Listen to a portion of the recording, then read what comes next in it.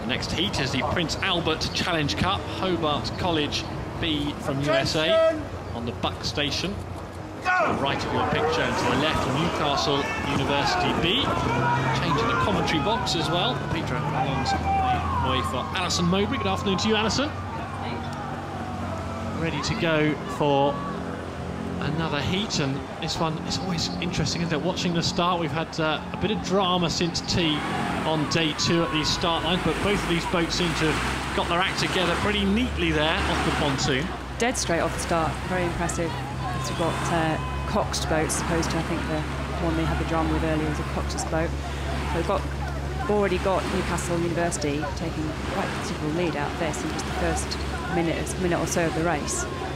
And it is Newcastle who've got the pedigree in this race. I mean, this is the B crew, but Newcastle are 3 times finalists in this event and twice winners, including last year, so they've got the heritage. Yeah, I wouldn't rule out another victory for them come the weekend here either, because Newcastle University Boo burst out the blocks and certainly dominating the early stage of this race against Hobart College B. They're having a tough time of it. Yeah, I mean, it's not looking like a B crew, is it? The dominance of this race at the moment. Their A crew were beaten earlier, actually. So this is the surviving crew in this Prince Albert Challenge Cup. Actually, this apparently is the 4th ranked Newcastle crew, so they're doing pretty well here. They certainly are. Looking like they've got good pedigree, as you say. We're just watching them as they approach the midway point in the race. And at the moment, it's Newcastle who have got complete control. Tom James in bow, Alex Bain, James Robson, and Sam Wilson at stroke. Cox is Callum McRoberts, whose head you can just make out peeking out in the front of the boat. And Hobart College B, international travellers across the Atlantic. Mike Giroux at bow, Griffin Marsh, Owen Mahan, and Julian Green with Julia Dexter, the Cox. Big outing for them, for Hobart College B. Travelled a long way to be here. This will be a real highlight of their season, of course. But at the moment, they've got some work to do against Newcastle University. Bit of communication going on there. I always enjoy watching the Cox close up. Yeah, it's a bit different now. They're, in the front of the boat. They get to see the course, but they don't get to see the rowers. So it's all about the communication they can do there. But there's race between the 2 B crews. It has been Newcastle right off the start who's had it.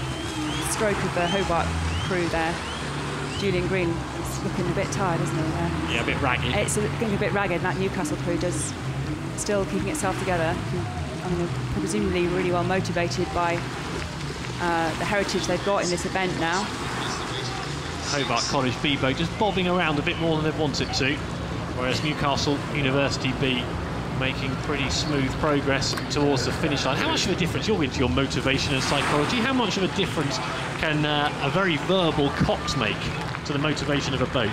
It's interesting whether you like your Cox to motivate you or coach you, and I think it's a bit both, isn't it? I think you typically think that a Cox is going to be shouting a lot of motivation, but a really fantastic Cox is a coach in the boat, really. Yeah, player coach in other sports parlance. Yeah, he's still chatting away, isn't he? At the front. A lot to say. He certainly has, but probably celebratory, because Callum McRoberts, the Cox for Newcastle University A, steering his boat to a win in the Prince Albert Challenge Cup against Hobart College B. Final few strokes then. And whether he's coached them or whether he's motivated them, we'll probably never know. But he certainly had a lot to say, the Cox, and over the line he goes now, and he's done really well to steer his boat to a couple of lengths win over a very tired-looking Newcastle University B against Hobart College. So that's it, the Prince Albert Challenge Cup. And good entertainment all the way through in that one.